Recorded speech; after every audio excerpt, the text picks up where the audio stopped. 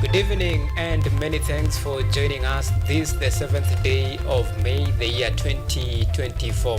Indeed, it's a day that the nation continued to drown as a result of wrath of Mother Nature. Even as you focus on this, the heavy downpour that continue to affect most parts of the country, remember the country is still facing a constitutional crisis.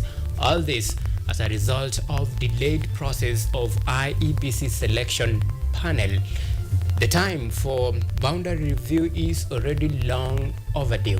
This is what is happening right now in the nation. And of course, this is the state of the nation, and we'll be bringing you up to speed with the latest in the world of politics, business, and sports. And this is what to expect in the next 60 minutes or so.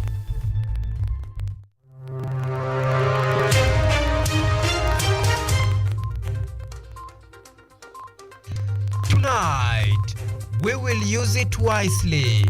Ruto says money received from the World Bank for urban development will be used prudently.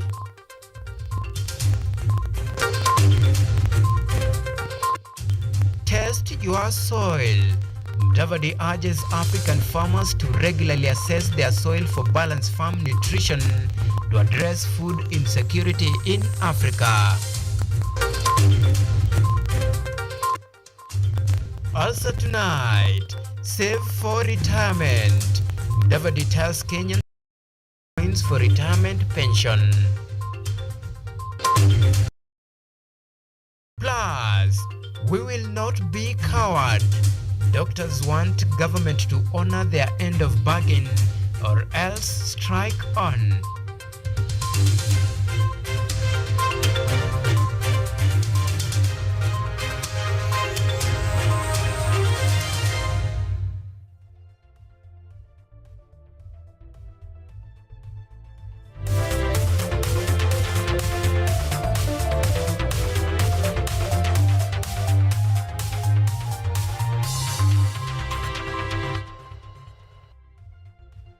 This is KUTV Primetime News with Auma Evans. Good people, tonight my job is just one, to inform you, and inform you we shall. And to help me unpack this is our sign language interpreter tonight, that is Lucy Kiare, who will be assisting us on the sign language interpretation department. Remember, you can plug in on this conversation and our bulletin tonight. You can talk to us on all of our social media platforms, and the numbers are just right down below your screen. So tonight we begin our bulletin with matters that Kenya has received $350 million from the World Bank as part of the second Kenya Urban Support Program. Speaking during the launch of the program at State House, Nairobi on Tuesday, President William Ruto noted that sustainable financing will play a huge role in achieving his government urban development strategy, at the same time insisting that the fund will be accounted for. Our very own Anyango Sylvia starts us off tonight with the report. With the urban population expected to double to 24 million by 2035 and more than triple to 40 million by 2050, the government seeks funding to develop urban areas to accommodate the rising population. The World Bank has provided 46.5 billion shillings in funding for the second phase of the Kenya Urban Support Program KUSP, according to President William Ruto. The program, which targets to strengthen the capacity of urban areas by improving settlement infrastructure, will be implemented in 77 municipalities across 45 counties. Of the money we have here is $300 million. That's about 40 billion. That 40 billion is a loan. And it is money that has been contributed by other countries. And those countries have had to collect money from their citizens to give to World Bank so that World Bank can loan to us. The head of state urged the county governments implementing the program to ensure they responsibly utilize the funds to ease in future procedures of disbursement, even as they prioritize strategies of increasing their own source revenue. Counties are also called upon to allocate a greater portion of land to urban development initiatives, as urban centers contribute over 70% of the nation's GDP. My friends, governors, it is a mark of very strong leadership if you can delegate and if you can make sure that these municipalities have some measure of autonomy for them under your supervision to make sure that they deliver on the program that you give to them. I wish to urge the counties to ensure full accountability of disbursed funds under KUSP 1, or Kenya Urban Support Program 1. Because failure to account for these funds may impact on further disbursement to the affected counties. It is not a warning, it's actually a matter of prudence. The program will oversee infrastructure expansion, connectivity enhancement, overall accessibility, safety and security improvement, build the foundation for stronger engagement with the private sector, enhance creation of social amenities to integrate refugees, and equip urban institutions with appropriate technical and financial capacities in the 45 benefiting counties. We really appreciate the input of KUSP 2 to inject support to upgrade the social amenities in our refugee camps, transform them from camps to integrated settlements where host communities and refugees can live in a dignified environment. The first phase of KUSP program covered 59 municipalities across the country, with the exception of Nairobi and Mombasa. Anyango Sylvia, KUTV.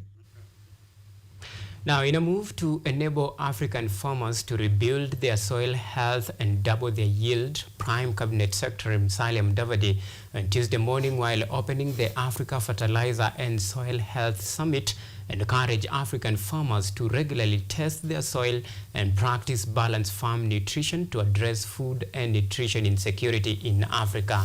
Theo Masharia with more details. Kenya, in collaboration with the African Union, is hosting the second Africa Fertilizer and Soil Health Summit, expected to bring together over 2,000 stakeholders from across the continent to evaluate the state of Africa's soil health and network on how best to mitigate issues affecting agriculture. Prime Cabinet Secretary Musalia Mudavadi underscored the integral role of soil health and prudent use of agricultural inputs effectively to achieve sustainable agricultural development and food sustainability. The Declaration on Fertilizer for the African Green Revolution identified the critical need to increase fertilizer use to stimulate agricultural productivity, growth, to end hunger and poverty in Africa. Kenya is proud to be the second African Union member state to host the summit in 17 years after the first one was held in Abuja in June 2006. The summit is expected to come up with a 10-year plan to help the continent nourish its soils and become food secure by raising its productivity to feed its population by 2050. Our expectations from the event are the following 4 priorities. The first one is the Nairobi Declaration. The second is the 10 years Fertilizer Action Plan. The third is a soil initiative for Africa framework. And the last is the mechanism to finance the action plan. And we need to implement, because fertilizer is core for food security on the continent. Agriculture Cabinet Secretary Mithika Linturi urged farmers to embrace sustainable soil management and nutrition practices that will in turn boost food production in the continent. Soil fertility depletion has been cited as the fundamental root cause of declining per capita production arising from continuous mining of soil nutrients, inappropriate farming practices, including use of blanket fertilizer recommendations. Some of the negative effects of land degradation include the decline in crop productivity, food insecurity, low return on agricultural investment, and environmental degradation. The summit, under the theme Listen to the Land, positions Africa's land and soil as the lead determinant of all its agricultural endeavors. Theo Masharia for KUTV News. Switching gears to bilateral ties, Deputy President Rigathi Gachagua hosted visiting Somalia Prime Minister Hamza Abdi Bare for bilateral talks at his official residence in Karen, Nairobi. Hamza is in the country for the African Fertilizer and Soil Health Summit here in the nation's capital. The three-day event will bring together African heads of state, high-ranking government officials, senior policy makers, private sector players, and civil society organizations.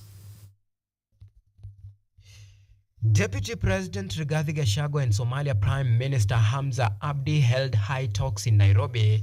The discussion focused on bilateral, regional, and international issues of mutual interest and concern to the two nations.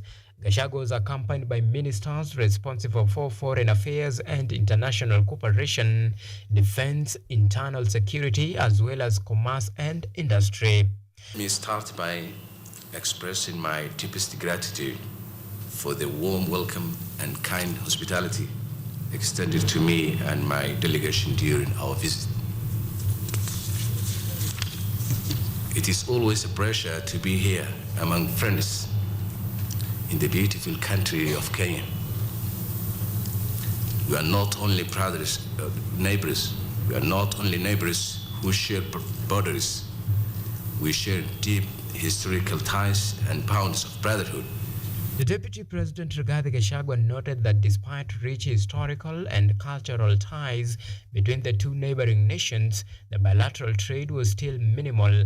He observed that in 2022, Kenya's export to Somalia amounted to $124.5 million, an equivalent to 15 billion Kenya shillings, and imports were $581,000, totaling to 71.5 million Kenya shillings. Excellency, your visit comes on the heels of the third session of the Joint Commission of Cooperation, JCC, and your presence here today signifies the importance of our nation's bilateral relations and a commitment to further strengthening the ties between Kenya and Somalia. Your Excellency, Kenya and Somalia enjoy warm and cordial relations deeply rooted in a shared history. The visiting Somalia Prime Minister expressed his heartfelt condolences for the tragic loss of lives and extensive destruction of infrastructure caused by floods. The Kenya and Somalia further resolved to work on removing barriers to facilitate the movement of people and goods, promote investment, and open up new markets of mutual interest. Now, Prime Cabinet Secretary Musalia Mudavadi has urged Kenyans to consider saving to alleviate retirement fears during the official launch of the National Social Security Fund 2023-2027 strategic plan here in Nairobi. Mudavadi has emphasized the National Social Security Fund is of importance to the nation's social and economic framework, which provides financial security and stability to Kenyans. If we drive ourselves into the corner where we are just a consumption society, a consuming society, without considering savings, we will land into serious trouble. NSSF transcends its role merely as a social security provider. It stands as a cornerstone of our nation's social and economic framework, extending financial security and stability to countless Kenyans nationwide. I urge all Kenyans to embrace this culture of saving to secure our future and eradicate old age poverty. On to medical matters. Now, the Kenya Medical Practitioners and Dentist Union, that is KMPDU, has postponed demonstrations that were scheduled for today, Tuesday, to create a unified return to work formula. This comes after the 2-day grant by the Labour Court presided over by Judge Byram Ogaya for the KMPDU and the government to reach a mutually agreed upon return to work formula that is fair and balanced. The extension aimed at fostering negotiations and avoiding a one-sided resolution. In a statement released on Monday evening, that challenges, or rather the challenge posed by the court's ultimatum, were addressed while citing the importance of commitment from both parties in resolving the dispute. The strike entering its 56th day, the union called for prioritizing the well-being of the healthcare system and workers as well as patients.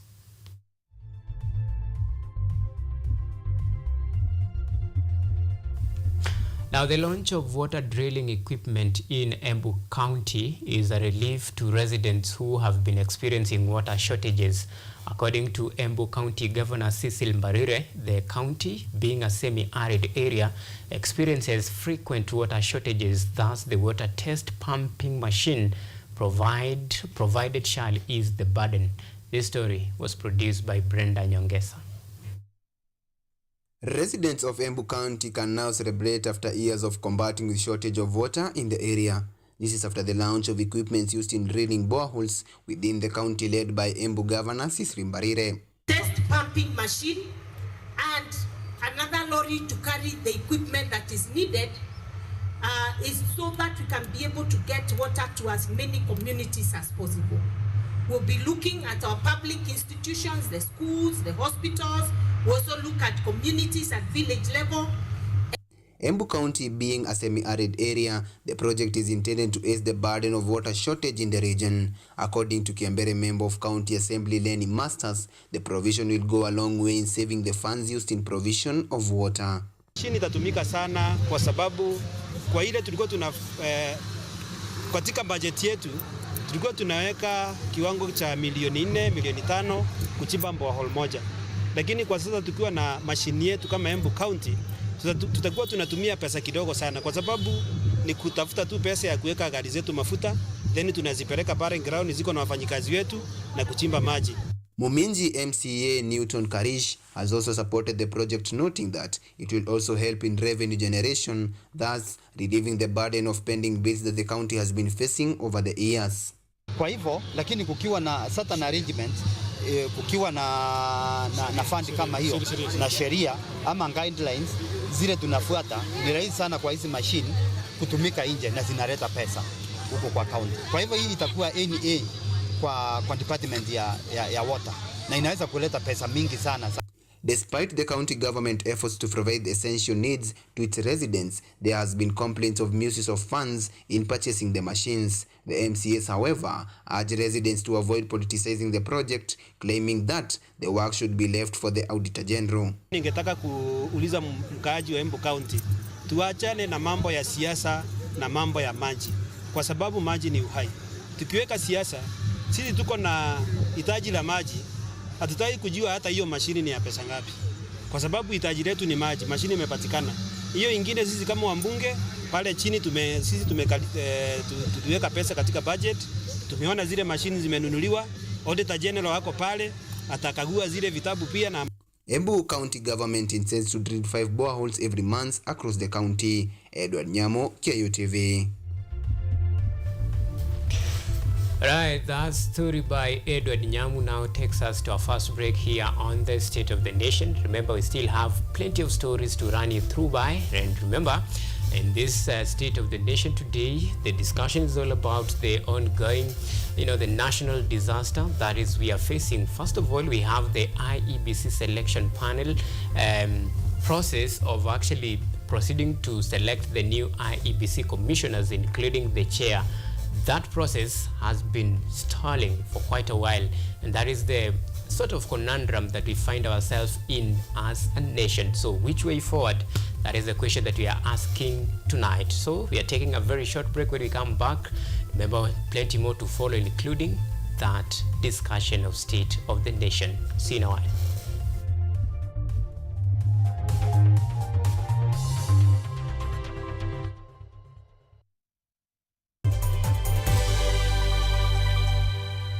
Are you an aspiring media practitioner, a graduate, or you just want to advance your skills in television production? Then welcome to Kenyatta University, where education meets innovation. KUTV, the premier university television station in Kenya, is now offering short courses in TV studio, field technical operations, and video editing.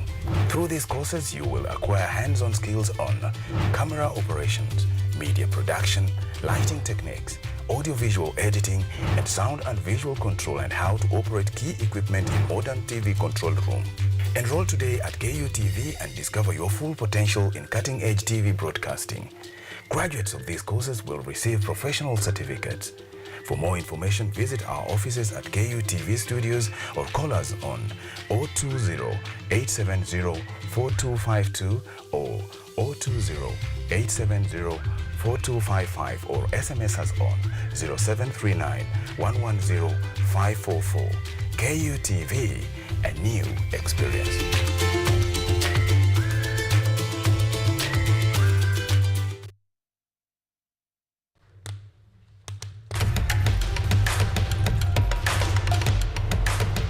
Access to knowledge,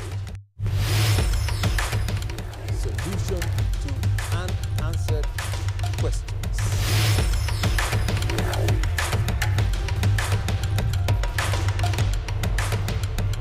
Guidelines to pursuing your rights and repossessing your property, intellectual or material. This and more only on Law Matters.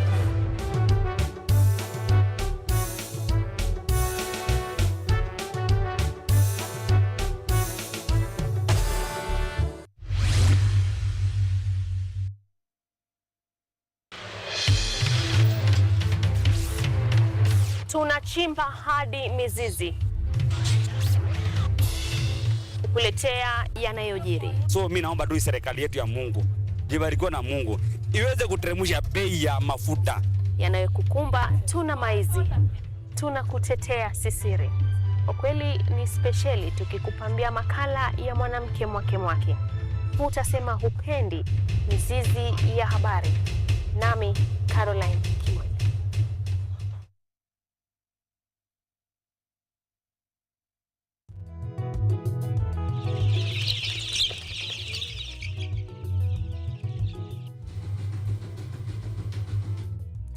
Kaunti maarufu kwa kuzalisha maziwa na ukuzaji wa majani chai. Pia, serikali ya kaunti inawahimiza wakulima kukumbatia mitindo mingine ya kilimo kuzidisha mapato. Kama kuna kikundi moja inafanya biashara ya kuuza kuku, hao pia tumewafadhili kuwafunza jinsi ya kuhandle zile kuku kwa sababu wanaleta kwa wingi.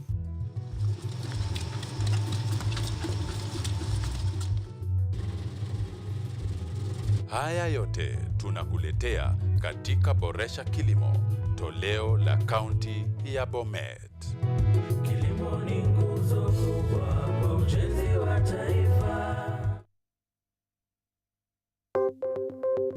Maelfu na maelfu ya wahamiaji wakiwa na watoto kutoka nchi za Amerika ya Kati wanaendelea kuwasili kwenye mpaka kati ya Marekani na Mexico. But folks, I'm going. Thank you very, very much. I appreciate it. Thank you.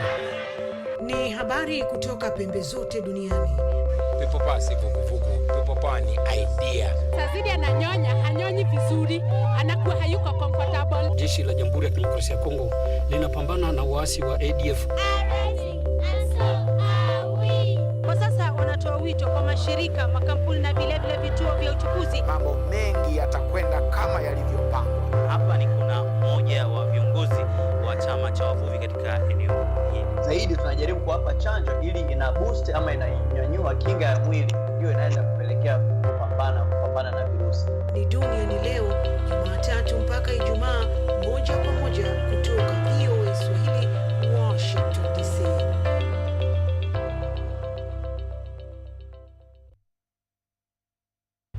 From the hospital corridors, we bring you experts to discuss issues affecting your health, from diet to mental health the familiar and the ignored are both put into perspective.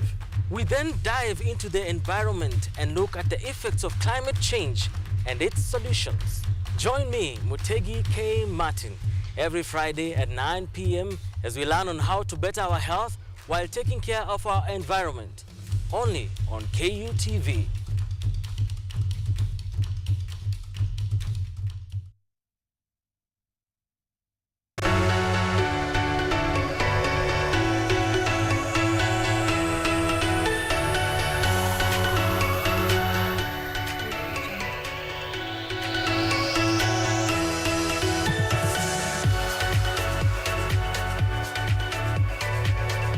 Get ready to kickstart your day with the most exciting morning show around. Tune in to our dynamic and entertaining program where we keep you informed, engaged, and entertained from the moment you wake up. From breaking news and current events to music, fun, and out of the ordinary stories, we've got you covered with a mix of interviews, games, and special segments. You never know what's in store. Join us every Monday morning and Tuesday morning for a fun and fascinating way to start your day. Don't miss out on the action. Tune in now and experience the excitement for yourself. Only on KUTV Rise Today from 7 a.m. to 10 a.m. Start your day with us.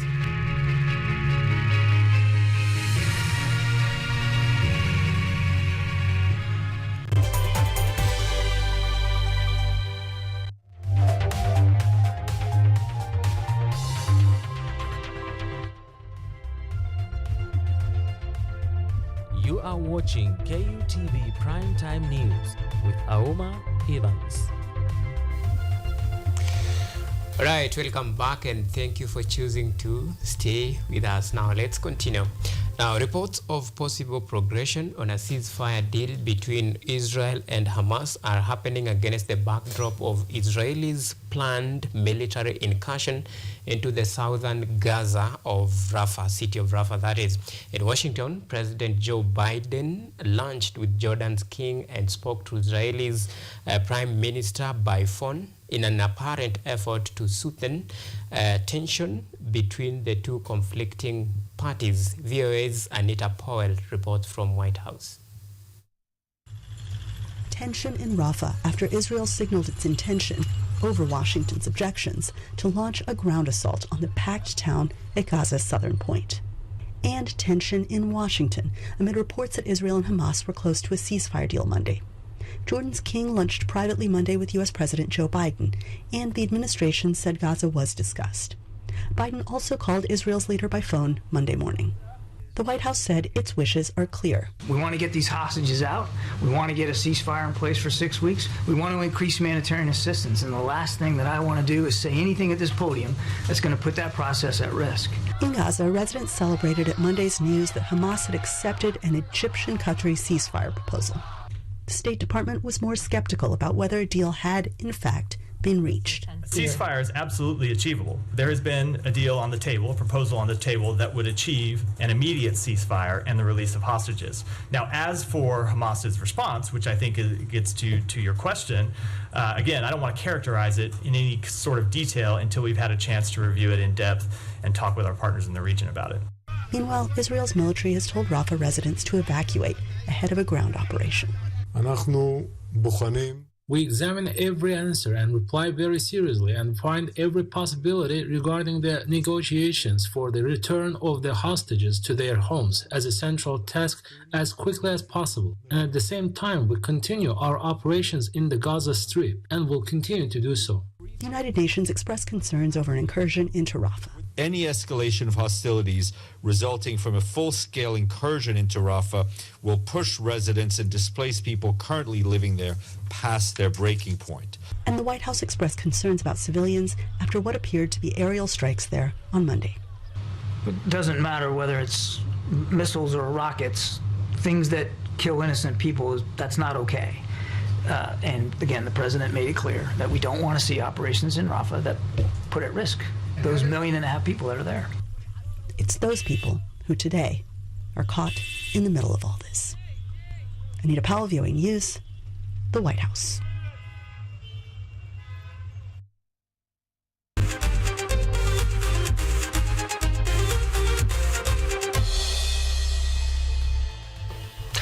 Now it's time for sporty action. Now Ulinzi Stars and City Stars shared a spoil in the Football Kenya Federation Premier League clash, with Brian Mushiri opening the score sheet for Ulinzi Stars in the 22nd minute before Vincent Owino cancelled Mushiri's goal 49 minutes later to make it 1-1 at full time. Meanwhile, Postal Rangers celebrate victory of 1-0 against Talanta FC in the match played at Kenyatta Stadium.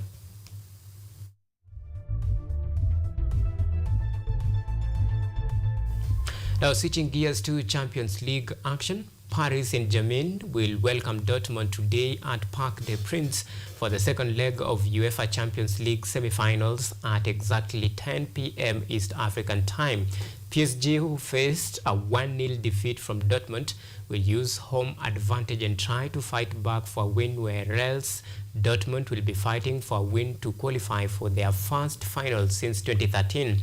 Both teams have great hope of winning, and the winner of the match will play Real Madrid or Bayern Munich in the final at Wembley on 1st of June.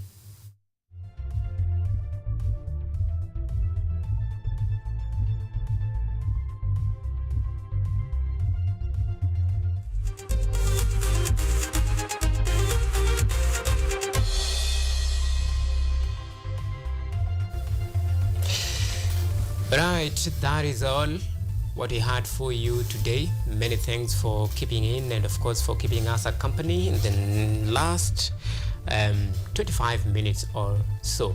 My good name is Auma Evans. Lucy Kiare has been our sign language interpreter tonight. Until next time, do have a lovely night, and God bless us all.